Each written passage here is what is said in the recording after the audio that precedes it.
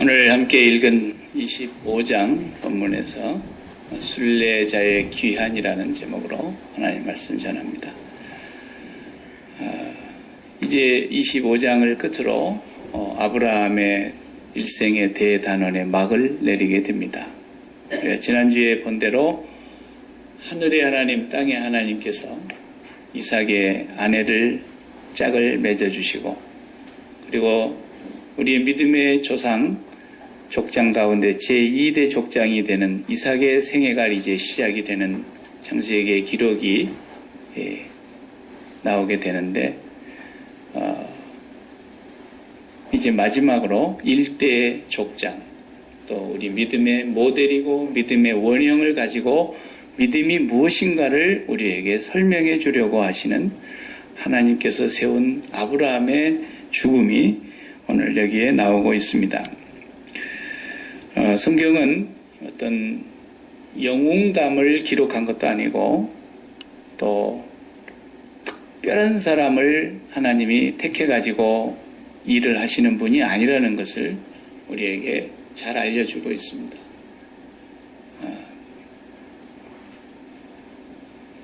평범한 한 가정이었습니다. 여호수아가 죽기 전에 마지막 설교한 여호수아 24장을 읽어보면 이 아브라함에 대한 얘기를 잠깐 언급을 합니다. 우리 조상이 갈대아 우르에 있었을 때에 데라가 아브라함의 아버지죠. 우상을 섬기고 있었다 그랬습니다.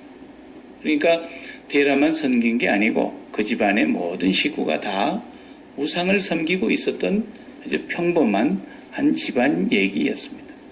그런데 그 중에 하나님께서 아브라함을 그 우상의 집안에서 빼내셔서 하나님께서 믿음의 조상으로 삼으신 것입니다. 전적으로 이건 무슨 아브라함이 특별해서도 아니고 아브라함이 그 집의 자손 중 가운데 제일 특출하게 똑똑해서도 아니고 하나님의 값없는 은혜로 선택하고 하나님이 부르신 그 사건을 우리에게 말해주는 것입니다. 저와 여러분이 다 우상 섬기는 집안에 우리 조상적부터 우리가 살다가 어느 때인가 하나님께서 우리 조상의 집안에서 우리를 빼내시고 우리를 아브라함처럼 처음으로 불러낸 사람들입니다. 그래서 믿음을 지키고 살아온 사람들은 그 아브라함의 후손으로 우리가 지금까지 그 믿음을 이어오고 있는 것이에요. 예수님은 아브라함의 육신의 혈통에서 나오지는 않았지만 신약 성경을 쓸 때에도 첫 글자, 첫 문장이 아브라함이라고 시작하고 있습니다. 아브라함과 다윗의 자손 예수 그리스도의 족보다. 그 말은 예수께서 오신 목적이 바로 아브라함으로부터 시작된 그 믿음의 완성자로 우리에게 오셨다는 것을 말씀하시려고 아브라함의 자손이라고 성경은 그렇게 기록하고 있는 것입니다. 그래서 아브라함을 통해서 우리는 믿음을 배우는 거예요. 그분이 남달리 특별한 믿음을 갖고 있었던 분이 아니에요.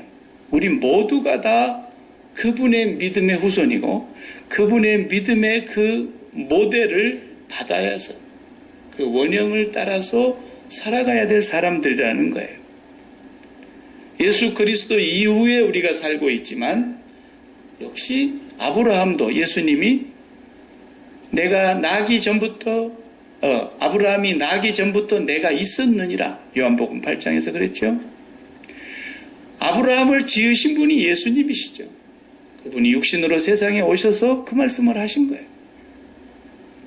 너희 조상이 아브라함이라 그러면서 너희들은 왜 아브라함의 자손의 행세를 안 하고 사느냐? 아브라함의 자손이라면 아브라함의 행세를 해야 될 것이거늘 너희가 아브라함에서 나온 것이 아니구나. 너희 애비는 마귀구나. 예수님이 그랬어요. 그래서 아브라함은 멀리서 나의 때를 볼 것을 보고 즐거워했다. 예수님도 증언을 해주시잖아요. 네. 아브라함이 이 땅에 살면서 예수 그리스도를 멀리서 바라보았다는 거예요. 우리도 똑같이 예수 그리스도를 바라다보고 가는 믿음의 순례자들로서 아브라함은 그 모델로 왔다 가신 분이고 우리는 그것을 그대로 이어가는 후손들이라는 말씀입니다. 175세에 세상을 떠났으니까 75세에 하나님이 불렀습니다. 갈대아 우르에서 75세 되었을 때 한 평범한 가장 아브람이라고 이름하는 그냥 큰아버지라는 그런 뜻입니다. 그리고 사레라는 아내와 함께 살고 있는 이 부부를 하나님이 빼내셨어요. 그리고 175세에 다시 세상을 떠났으니까 이분은 진짜 하나님과 백년해로 한 사람이에요. 야, 정말 진짜 멋있게 산 사람이에요. 아내가 127세에 먼저 세상을 떠났어요. 그 아내보다도 나이로 보자면 48살을 더 사신 분이죠. 그리고 가나안 땅에서 살기는 아내보다도 38년을 더 사셨어요. 오늘 본문에 다시 아내를 얻는 얘기가 나오죠. 그두라라고 하는, 히브리 원어는 케투라라고 발음하는 이 그두라라고 하는 여인이 아브라함의 또 다른 아내가 됩니다.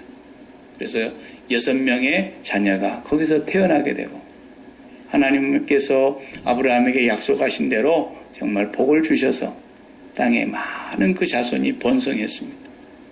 요즘에 우리가 지금에 사는 현대의 중동에 사는 사람들이 다 아브라함의 자식들입니다.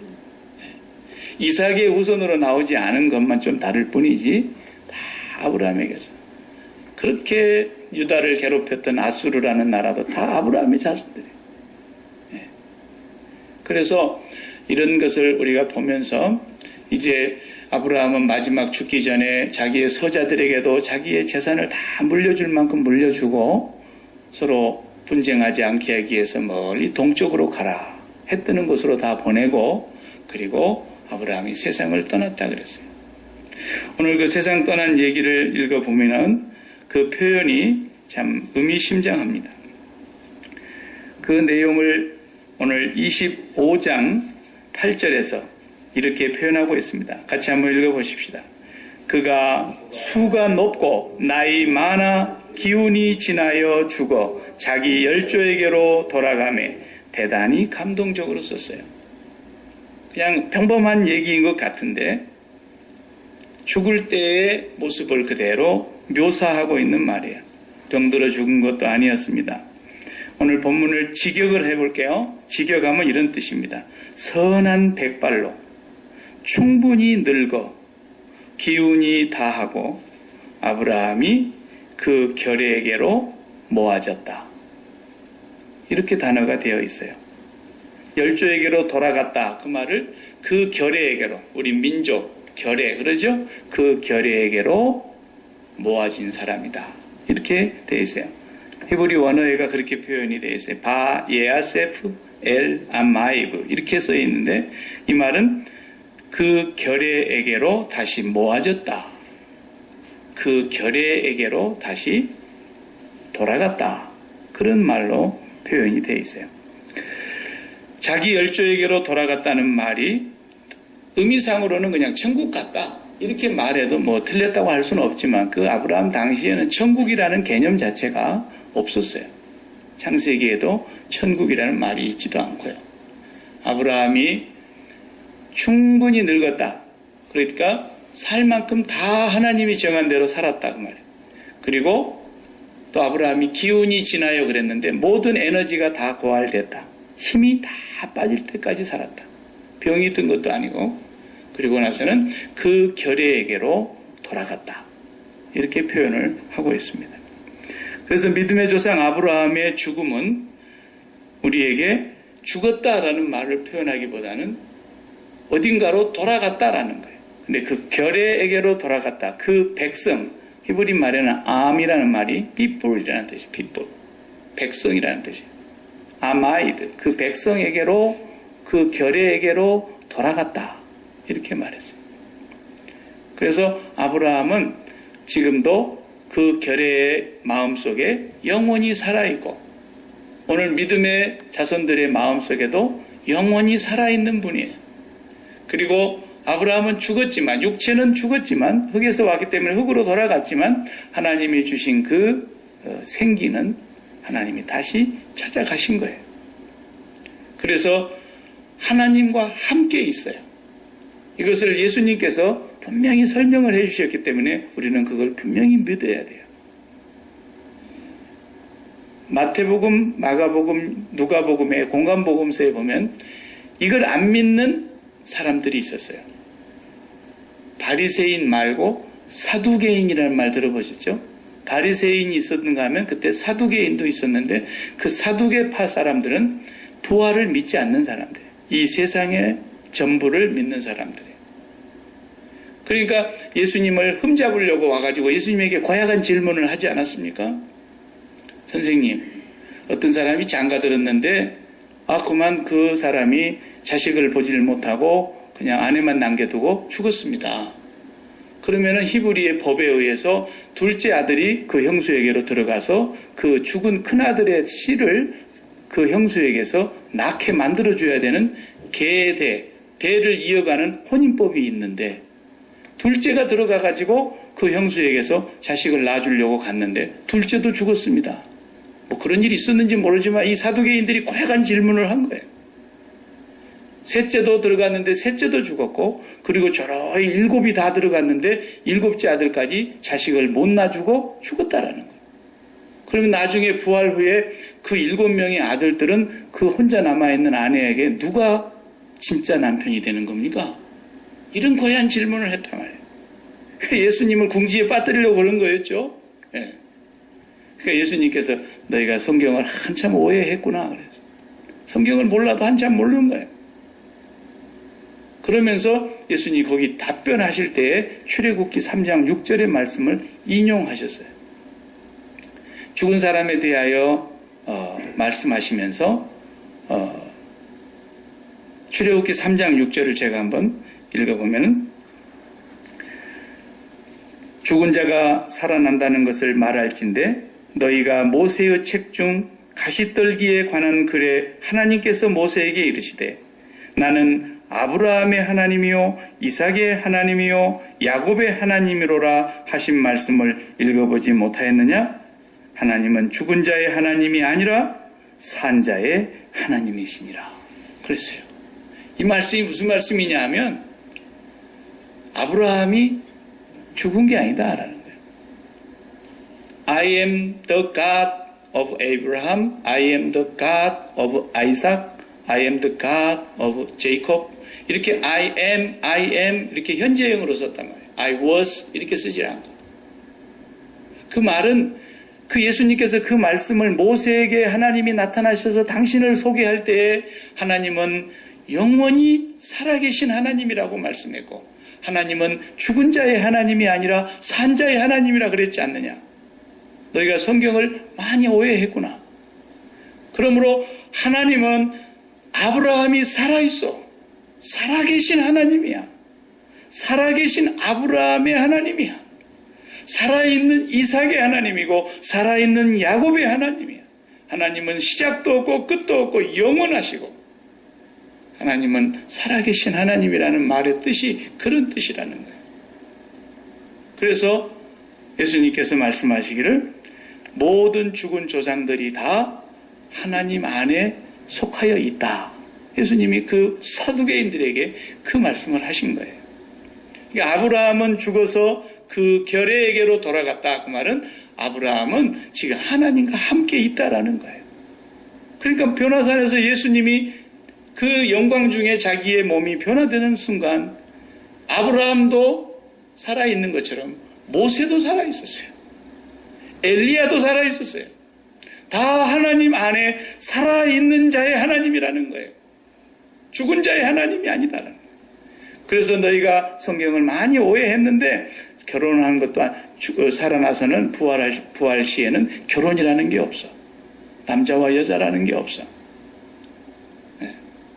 몇 번째 남편이 진짜 남편이냐 이런 엉터달도 않는 얘기를 사두개인들이 했던 거예요. 부활 시에는 우리 모두가 다 천사와 같이 되는 것이고 우리의 몸이 부활하신 그리스도의 몸과 같이 될 것이라 그랬고 우리는 하나님 아버지 한 분만 모시고 사는 것이에요. 그러니까 너무 걱정하지 마시기 바랍니다. 그래서 뭐 장가를 여러 번 간다고 해서 그게 문제되는 게 아니에요. 아브라함도 그 아내가 돌아가시고 나서 막벨라굴에 장사 지내놓고 또 평범한 또 한 사람의 아내를 맞이했어요. 그리고 거기서 6명의 또 자식을 낳았어요. 아니 100살에 한 명을 낳기도 어려웠었는데 하나님이 낳게 해주신 거 아니었습니까? 그런데 100살보다도 훨씬 더 된 뒤에 또 자식을 낳았으니 이거 하나님이 낳게 해주신 거 아니고서는 낳을 수가 없는 사람이라고요. 그러니까 하나님께서 그 그두라라고 하는 여인을 통해서 또 자손을 많이 번성케 하시는 하나님이셨어요. 아브라함을 무슨 우리가 영웅처럼 그렇게 떠받들으라고 성경이 소개하고 있는 게 아니라 한 사람의 평범한 가장을 통해서 그가 어떻게 하나님을 섬기고 하나님 앞에 믿음을 지키고 하나님 아버지를 사랑하고 경외하면서 살았는가를 우리에게 보여주고 있으면서 아브라함이 바로 이 믿음의 모델이라는 거예요. 그래서 스데반 집사님이 사도행전 7장에 설교할 때 아브라함은 메소포타미아의 갈대아 우르에 살고 있을 때 영광의 하나님을 만났다 그랬어요. 영광의 하나님이 그에게 나타나셨다 그랬어요. 영광의 하나님을 보았다라는 말이 뭔 말이냐면 그가 하나님을 제 마음속에서 제 1등으로 삼고 살았다 그런 뜻이거든요. 영광, 독사라는 말인데 영광이라는 건 지금 저에게 이렇게 조명이 이렇게 비치고 있고 여러분들 밑에도 불을 다 켜놨는데 그렇게 불을 다 끄고 여기만 조명이 들어오게 하면은 저만 환하게 보이는 거예요. 그것이 다 무대 위에 올라간 대상 받는 사람들에게 비추는 거 아닙니까? 그래서 모든 그 관람객들이 다 조명을 받고 있는 무대 위의 주인공에게 영광을 돌리는 거예요. 하나님은 아브라함의 마음속에 100년 동안 해로하면서 같이 살았는데 아브라함의 마음에 정말 영광의 하나님이었다는 거예요. 제 1등의 하나님이었다는 거예요. 얼마나 하나님이 좋았으면 본토 친척 아비의 집을 떠날 수 있었어요. 그리고 그 나그네로 100년을 살아가는 그 땅에서 외국인처럼 대접을 받으면서 나그네처럼 살아가면서 그 텃세를 부리는 곳에서 샘물도 빼앗기면서 어려운 일을 많이 당하고 살았어요. 그러면서 그 사람은 마음의 영광의 하나님 한 분만을 모시고 살아가고 애를 썼기 때문에 그냥 조카에게 좋은 땅도 다 주고 자기는 약속의 땅을 떠나지 않았고 아예 떠나기 전에 분명히 아내하고 약속하기를 당신이 너무 아름다운데 당신 때문에 내가 죽을지도 모른다. 그러니까 내가 당신을 책임져 줄 수 없으니까 차라리 당신을 그냥 동생이라고 하는 게 좋겠다. 당신이 나의 이복 동생 아니냐. 그러니까 배다른 동생이니까 동생이라고 차라리 그냥 얘기하고 아내라고 하지 말자. 떠나기 전에 약속했다 그랬어요.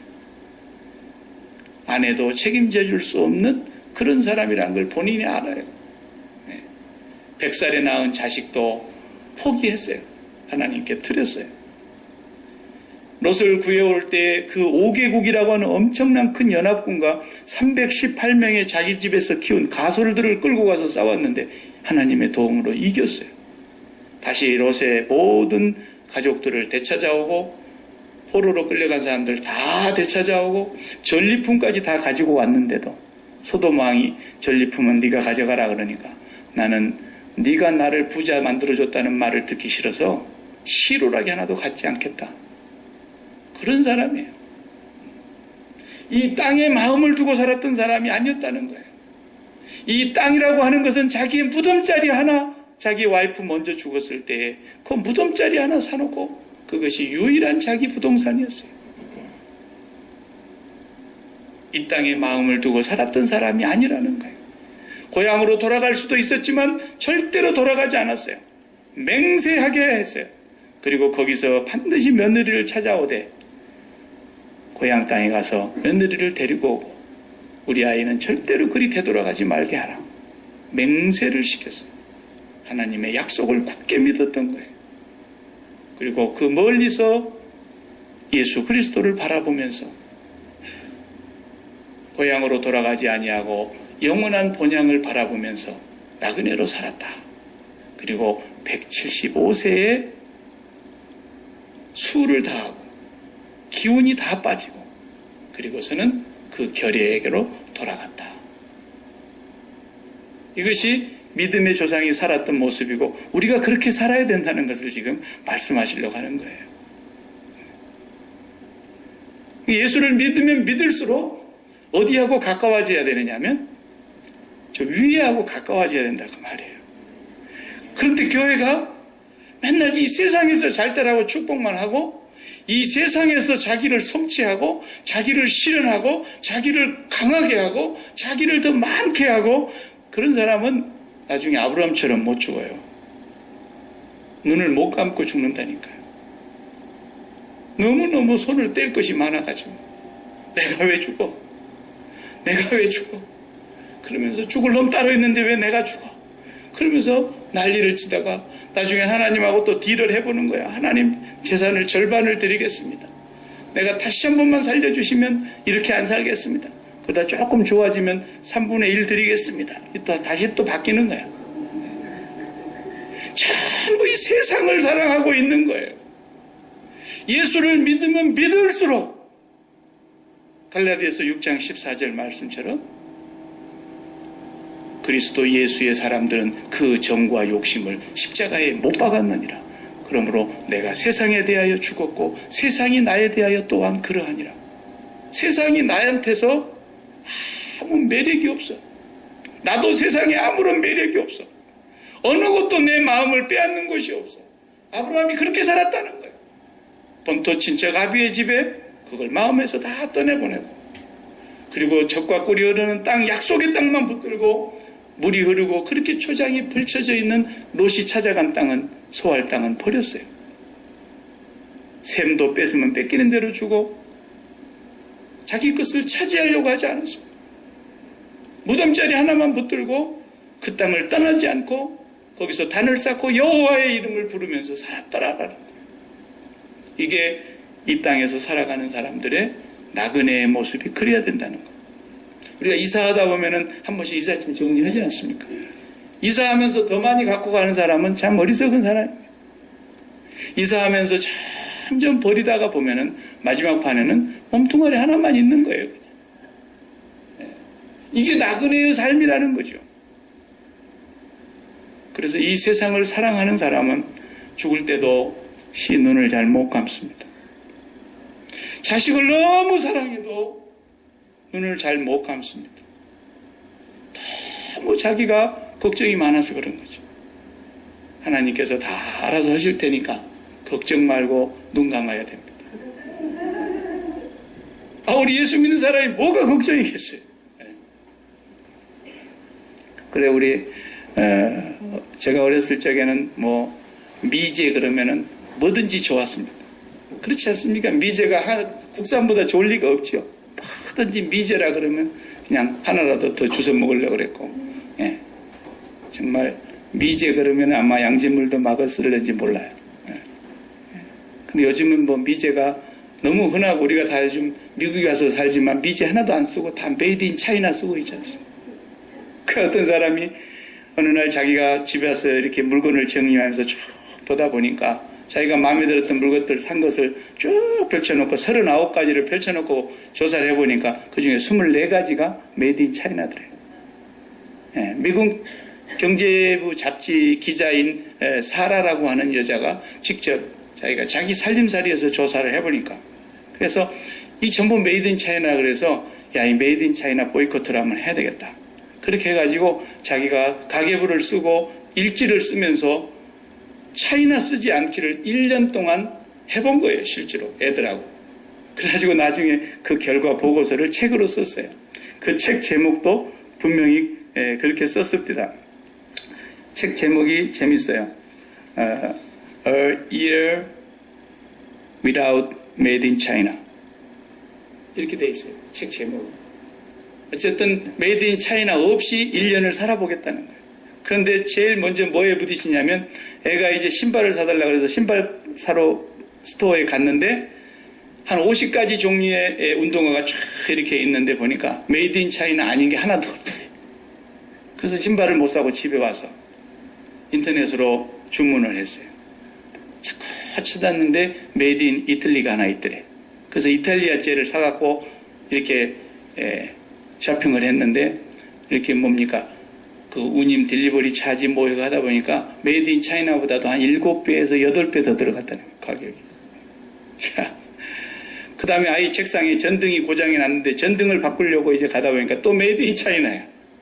그래서 그걸 또 한참 인터넷에서 조사해가지고 메이드 인 차이나 아닌 걸 살라 그러니까 2주가 걸리더래. 이렇게 해서 1년을 버티고 산 거예요.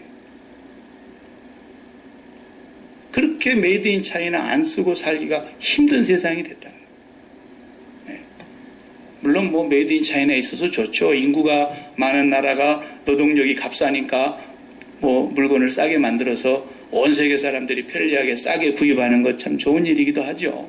나쁜 것은 아닌데 우리 예수 믿는 사람의 신앙생활은 메이드 인 차이나를 쓰냐 안 쓰냐 이게 문제가 아니고 그걸 빗대어 설명하자면 메이드 인 헤븐 천국제를 쓰느냐 메이드 인 더 월드 세상제를 쓰느냐 요거 차이라는 거예요. 믿음의 조상은 메이드 인 헤븐 그것만 썼다는 거예요. 기쁨을 누리려고 해도 메이드 인 헤븐 하나님이 주신 기쁨 하나님 때문에 오는 기쁨 하나님이 주시는 평강 하나님이 주시는 행복 그것을 사모하면서 살았던 사람이지 이 세상에서 잠깐 있다가 없어지는 그런 순간적인 기쁨이나 이 세상에서 환경이 가져다주는 잠깐의 그 평강을 누리는 그런 것을 추구하지 않았다는 거예요. 그게 아브라함의 삶이었다는 겁니다. 우리가 물건 써본 사람한테 되게 소문 듣고 쓰지 않습니까? 이거 쓰니까 피부가 고와지고 저거 쓰니까 피부가 나빠지고 그러면서 우리 다 써보고 소개 듣고 그거 사서 쓰는 건데 써본 사람 얘기 들어보세요. 천국 기쁨이 훨씬 오래 갑니다. 변하지는 않습니다. 환경이 갖다주는 기쁨하고 천국에서 내려오는 하나님이 주신 그 기쁨하고 비교할 수가 없기 때문에 주님이 말씀하시기를 내가 너에게 평안을 끼치노니 곧 세상이 주는 평안이 아니라 하나님께서 주시는 그 평안을 준다. 그럼 너희는 근심하지도 말고 두려워하지 마라. 주님이 그걸 주신다는 거예요.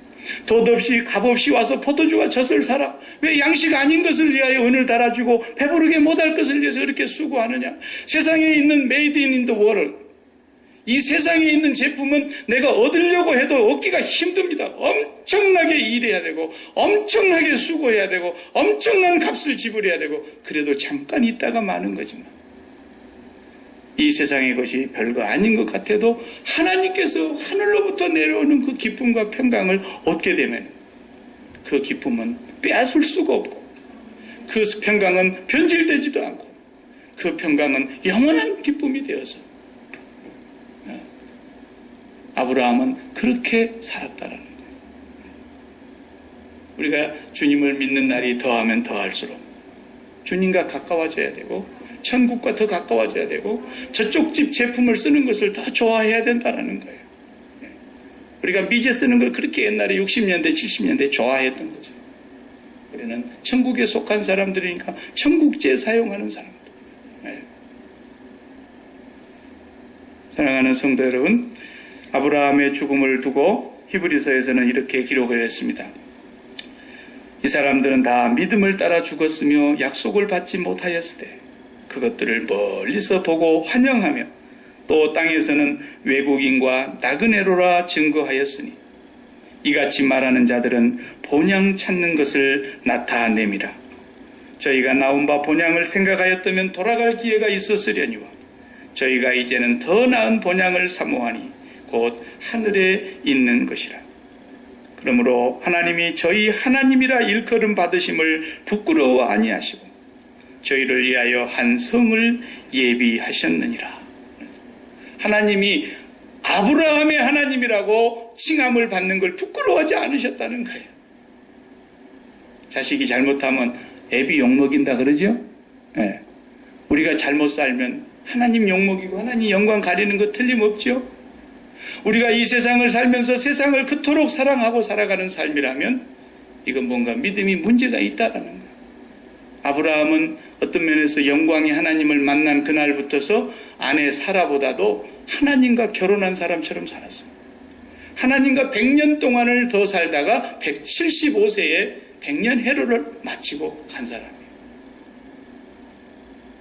그래서 결혼을 했다라고 하는 것은 서로가 서로에게 마음을 다 준다는 뜻 아니겠습니까? 여보, 내가 363일만은 당신에게 마음을 다 주고 이틀 중에서는 하루는 내가 옛날 연애했던 그 여자에게 갔다 오고 그 다음에 내가 또 그 전에 만났던 여자에게 하루 종일 갔다 오고 이틀만 나에게 주시오. 그런 사람이 어디 있습니까? 그럴 수가 없는 거예요. 마음을 다 주는 거예요. 우리 한문에 동가숙 서가식이라는 말 있지 않습니까? 동쪽에 가서 아무개 여자한테 가서 잠자고 또 잠은 밥은 또 서쪽에 가서 먹는다. 그건 동가숙 서가식.